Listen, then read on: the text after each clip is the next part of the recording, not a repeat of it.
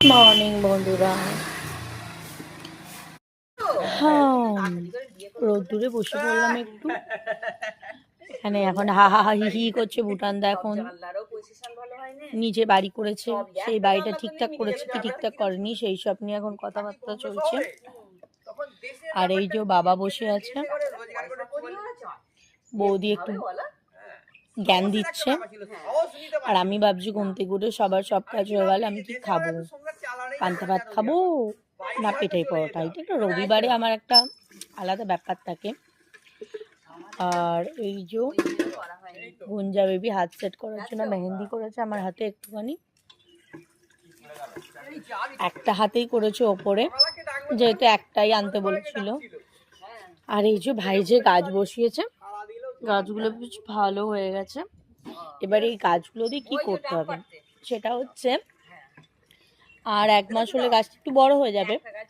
তো গাছটা যখন বড় হয়ে যাবে একটা করে ডগ ছেটে নিতে হবে, ছেঁটে কাতলা মাছের ঝাল করে খেতে হবে, ব্যাপক খেতে লাগে, হেব্বি সুন্দর হবে খেলে।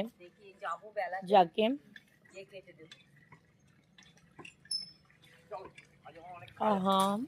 সকালবেলা একটা দাদা দেখে বলছে আমার নাকি চান হয়ে গেছে, মানে আমার চুলের স্মুথনিংটা এখনো পর্যন্ত এত আছে।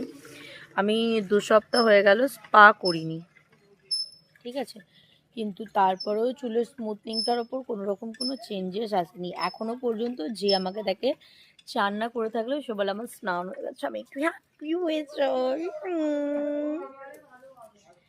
হ্যাঁ,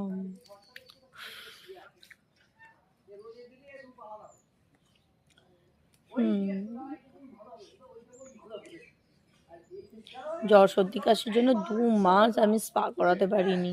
সে একেবারে মাথায়ের বিয়ের সময় করাবো, তো বিয়ের সময় সময় করালে যদি আবার ঠান্ডা লেগে যায়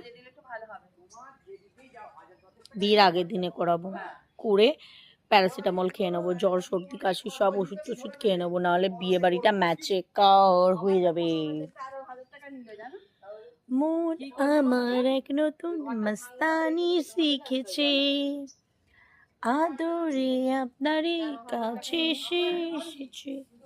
ভুলে গেছি, ভুলবার গান গাইছে। এই যে আমার কাকিমা আসছে বাজার করে, 2 থলি বাজার করে আসছে, 1 গাদা লাউ শাক কিনেছে, মানে আজকে লাউ শাক চচ্চড়ি হবে। যাই হোক, একটা খাবার জিনিসপত্র হলো। সো তাহলে আমি ফ্রেশটা হয়ে আসি।